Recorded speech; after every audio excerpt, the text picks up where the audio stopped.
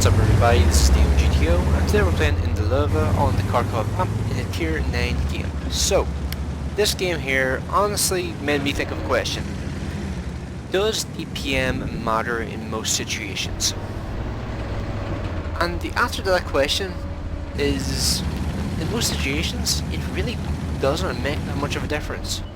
Sure, you're going to be able to get more shots off and theoretically do more damage, but if you're able to focus on consistency and consistently penetrating your shots, not like that, of course, because that was pretty horrendous.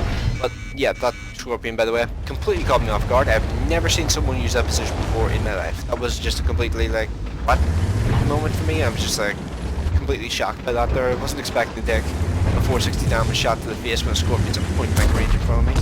But yeah, Scorpion is going to get repaired for that by the Type 4 Heavy in just a couple of seconds, so I'm not too salty about it because this was pretty funny for me to watch where I was playing this game. Bye bye. I genuinely burst out laughing when that happened because it was just like that Scorpion thought he was so clever, then wrecked. So yeah, haven't done a single bit of damage in this game so far, but I have taken about 500 damage to the face. So going to focus on this Tiger 88, get a shot into his side, do 300 damage.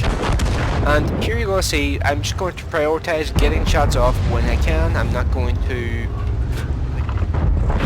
like hold back unnecessarily. I'm just going to try and get shots off every single time I can and try and make sure my shots pay where I can. Because in my mind, like, what I usually try to do is I usually try to just take the shots as quickly as possible, but instead in this game, because I'm in the low, I switched up the playstyle just a bit, just to see like what I can do if I'm able to like precisely put the shots in where they need to go. And with tanks like medium tanks, you can get away with the snapshotting all the time thing, but in tanks like this with lower rates of fire, if you're able to more precisely get your shots in and make sure they penetrate, then you can actually mount up a pretty significant amount of damage, and this is going to be a pretty decent damage total. Also, that was hilarious, the WZ-111 bounced off my side armor with a heat round because he hit my tracks. So yeah, just because you press the key does not mean you're automatically going to win whenever it comes to, well, heat rounds, but APCR rounds are a slightly different story. But yeah, WZ-111 is trying to back up, and I see he's trying to back up, so I'm going to use this little tactic here. Now, I'm a 90-ton tank, so I'm going to push him against the wall, and that's going to pretty much stop his ability to reverse. And I think it's continuously, oh, there it is there. It was continuously damaging his tracks for a little bit as well, so I held him in place and allowed the IS-3 to pick up the kill on that particular tank. So, going to move forward again here and try to hit him before that VK100P was last spotted. And the IS-3 is taking the lead because he is the faster vehicle, but you're going to notice I'm going to be fairly unconcerned with my health in this particular game from this point forward. And the reason for that is because I have looked at the way the positioning of the team is, and I've looked at the health pool of the enemy vehicles, and I've just been like, okay, we have got this game won, and that just guaranteed it for me. So I'm now at the point where I'm just like, do I sacrifice my banked HP, or like the health I have remaining, to do the damage, or do I prioritize trying to keep my health pool? Because I'm in a premium tank, it makes more sense to prioritize doing the damage rather than bouncing the shots.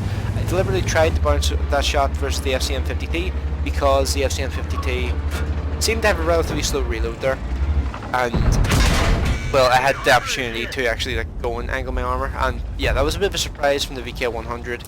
He actually shot me in the very thickest part of my armor. You're just going to see here. Come on, there you go. He shot me right here, the very thickest part of my armor, and penetrated because he was using a premium round because, you know, skill. And I'm not gonna just focus on this VK100. Make sure I get the kill shot. That's him removing the game as well. I'm now over 4,000 damage. So it's actually kind of surprising how quickly you can mount up the damage, even in a tank with as low deep game as this one. It will catch you out from time to time just how quickly you can mount the damage.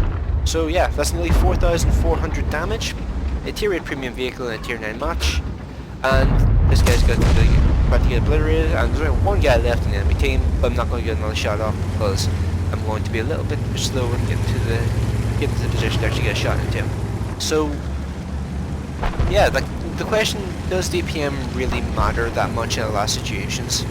I'm honestly coming down in favour of like, if really doesn't in a lot of situations. Like the main situation where DPM matters is when somebody is when you're basically trading health bills. So say for example you're in, I don't know, say you're in T62A and you're fighting, I don't know, like let's go for an M48 pattern. The DPM of the T62A is going to let that tank win the exchange 9 times out of 10, because in a straight up duel of hit points, the higher DPM vehicle is going to win more often than not, because they're going to be able to get more shots off, they're going to be able to do more damage over a shorter period of time. Meanwhile, something like the M48 pattern is going to struggle to do the same amount of damage in the same amount of time because it just doesn't reload fast enough. Then you have things like this, which, sure, it doesn't have a good DPM, but because it's able to survive for a longer period of time and bounce more shots and just overall just tank more damage, it's able to mount up the damage over time rather than doing it in a short burst. Now, that is honestly what I think the main complaint about the Lova is. Like, a lot of people expect this thing to be some sort of like just instant damage monster. However, what you need to do is you need to make sure you survive for long enough into the battle to actually do your damage, and you need to make sure you keep up with the battle in order to do your damage. Like, and it really, really is effective at doing it. It's just all about your positioning and when you try to push forward, and it's just like reacting to what your team's doing. Sorry about the mouse like twitching out. It's kind of sitting on like a slope and it keeps moving, so I'm trying to hold it in place and I keep like dropping it a little bit. So yeah. Let's go on to the post-game stats so I can show you what the result screens were for this particular match. Okay, so we are back with post-game stats, and this game was worth an ace tanker. No special medals of any sort in this particular match. 1,457 base XP and 93,117 credits made. So let's go on to the team scores. Yep, as you can see, 4,370 damage. The highest on my team. Actually beat both the tier 9s, actually all three of the tier 9s on my side, and beat everybody on the enemy side as well. So yeah, pretty solid game in regards to damage, and you really wouldn't expect that there, considering how low the DPM is on this vehicle. But as long as you're able to maintain a good position where you're able to get the shots out and you're able to penetrate them reliably, DPM, in my opinion, is pretty irrelevant in a lot of situations, if I'm honest. Like, I feel like in a lot of situations, DPM just isn't as much of a thing as people think it is. Like, people like focus on DPM as if it's like the be all end all of every tank, and it just doesn't really matter as much as people think it does. Now, don't get me wrong, there are tanks where it's infuriating that the damage per minute isn't good enough. Prime example, the M103, because that thing takes damage like a motherfucker, and it will not do the damage back fast enough. That tank, I despise that tank. Meanwhile, things like the MX M451, which is a lower DPM, I absolutely adore. Because it's able to take the hits, and it's able to do the damage in return. The M103 can't. It's all about like the collective like details of the machine. So yeah, let's actually talk about the DeanoGTO sports, considering I've had it up on the screen for like a minute now. So fired 16 shots in that game, 15 direct hits and 14 penetrations, 2,090 damage back by armor, and 620 damage to my assistance. And without premium account, I would have made 67,000 credits in that game. So pretty healthy profit for the most part in that particular match. So yeah, and also you can see battle was only 4 minutes 58 seconds, so you would not expect a low DPM vehicle to do well in a match like that.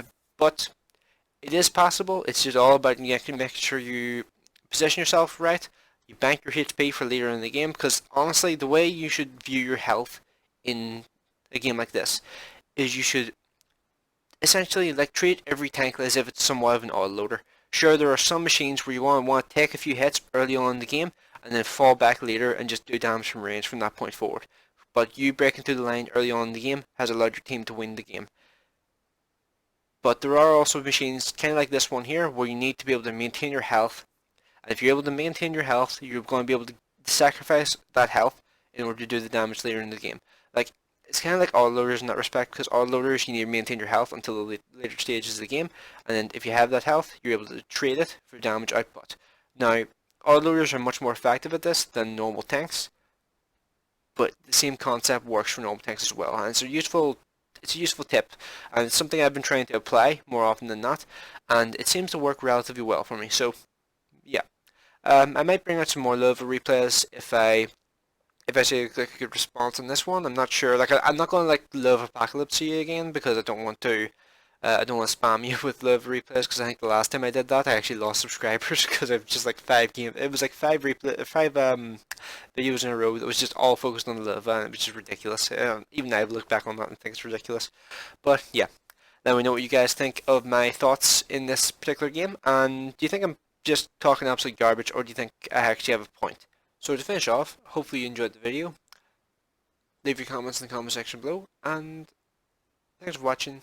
I will see you in the next one.